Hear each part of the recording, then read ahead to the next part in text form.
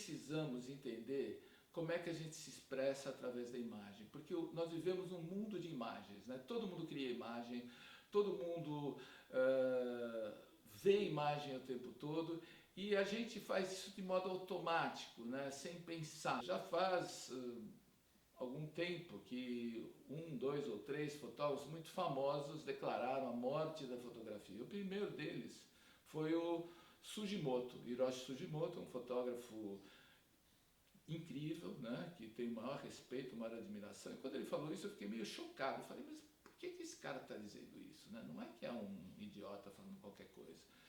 Aí eu peguei e fui refletir sobre isso. O que acabou aí? O que morreu? O que pode ter acabado? E existe uma coisa muito evidente. O que acabou foi a matéria. Acabou o objeto. A fotografia química, fotoquímica, ela é, antes de mais nada, objeto. Quer dizer, um negativo é um negativo, ele tem peso, ele tem forma. Uma cópia fotográfica é uma cópia fotográfica. Você pode pegá-la na mão, ela tem cheiro, ela tem cor, ela tem uma existência física. Enquanto que a fotografia digital não tem existência física. A fotografia digital é uma sequência de números binários que, quando decodificados numa tela, né, seja de computador, de celular, se transformam em imagem. Eu vim da fotografia fotoquímica e passei para a digital. Fui um dos primeiros a usar a fotografia digital sem problemas, eu não tenho nenhum problema com o digital. Só que são dois universos diferentes, né? Então eu preparei aqui uma apresentação mostrando do meu próprio trabalho o que é que pode ser essa transição. Como talvez muitos de vocês já saibam, eu morei na Itália durante muitos anos, 21 anos.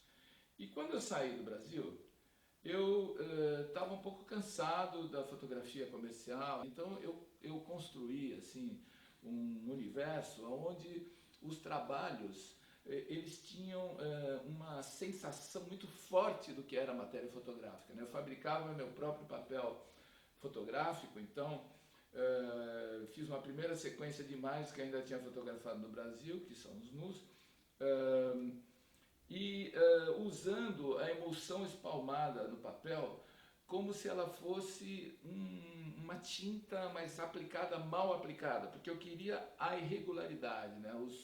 Os depósitos de matéria muito expressivos, né, na sua materialidade fotográfica, aonde a imagem ia se fundir com esse algo que tornava evidente o fato da emulsão fotográfica. No que diz respeito à cor, eu comecei a trabalhar com polaroids 20 por 25 centímetros, né? Polaroids de uma máquina que tem um filme desse tamanho, de estúdio, e que eu usava bastante para fotografar profissionalmente também still life, e comecei a colecionar os objetos que eram assim, dejetos industriais. Fiquei 1 ano e meio praticamente catando lixo, né, e jogando num barril no meu jardim, deixando aquilo enferrujar, né, apodrecer. E um belo dia eu peguei tudo, levei para o estúdio e fiz uma série de fotos que são transferidas, né, a imagem da Polaroid transferida para um papel de aquarela, né, e revelando uma matéria também que não era só a imagem, mas era uma matéria daquela qualidade, daquele material que estava depositado ali em cima. Isso para mim era importante que fosse evidente. A fotografia finalmente trouxe a possibilidade de você multiplicar uma obra ao infinito sem perder nenhuma qualidade. Teoricamente, se você pegar um negativo, você amplia 10 fotos, 100 fotos, 1000 fotos iguais. E isso, de certo modo, era uma possibilidade interessante, mas acabou também, por outro lado, né, desvalorizando um pouco o trabalho fotográfico, no sentido de que ele podia ser multiplicado à vontade, não era um trabalho único. E, em vez, quando fiz aqueles polaroids e quando fiz as fotos emulsionadas à mão, cada um desses trabalhos são obras únicas, porque elas são irreprodutíveis. Mesmo que elas venham de uma imagem, né, de um negativo, elas não podem ser mais reproduzidas do jeito que aquele original existe, né? Então isso era já um modo de subverter um pouco os conceitos clássicos da fotografia. E quando eu começo a tirar a importância do sujeito da fotografia, isso também é um modo de trabalhar a linguagem fotográfica no sentido de, para mim, avançar numa outra questão que é a da representação. Quando você chega aqui, você não é mais capaz, quero ver quem é que pode me dizer e que foto do que é isso. Agora, isso aqui é só fotografia, não tem nenhuma elaboração em computador, né? Foi feita ainda com uma câmera muito simples, usando a luz e uma câmera em movimento. Quer dizer, eu praticamente tinha uma coisa que estava parada e fotografava com a câmera em movimento, gerando essas formas de onda que lembram um pouco uma questão da teoria ondulatória da luz, na minha cabeça, na minha viagem e tal, né? Ainda depois disso, um outro trabalho que foi feito em estúdio, porque aquele foi feito, na verdade, num lugar que eu estava viajando, é essa série dos côncavos, né? Que eu produzi praticamente usando o princípio da parábola, né? O que é um espelho parabólico, né?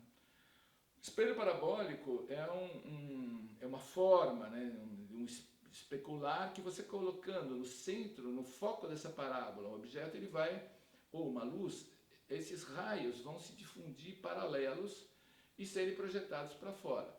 Então, usando esse princípio, eu comecei a brincar com um objeto parabólico, né, e colocar coisas dentro dele, usando sempre a mesma luz e a câmera na mesma posição. Eu conseguia criar situações completamente diferentes, né? E o que eu quero com isso? Eu quero mostrar que a fotografia também pode ser sensação.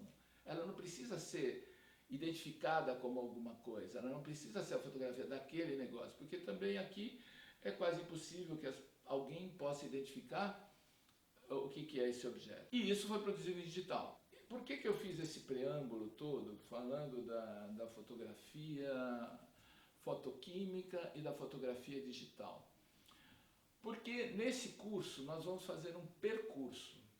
Nós vamos fazer um percurso da onde, desde o nascimento da imagem como representação, até chegar nos dias de hoje. Não é um curso de história da fotografia, eu não sou um histórico da fotografia. Mas é simplesmente porque se a gente tem uma visão de processo, a gente saber de onde se veio, ajuda a entender aonde estamos e aonde a gente pode ir. Nós vamos falar também muito de contemporaneidade, né? Uma aula só sobre os caminhos da fotografia hoje, do futuro e tal. Comparar os meios é muito importante, né? Porque muitas vezes a linguagem fotográfica também é produto do seu meio de expressão.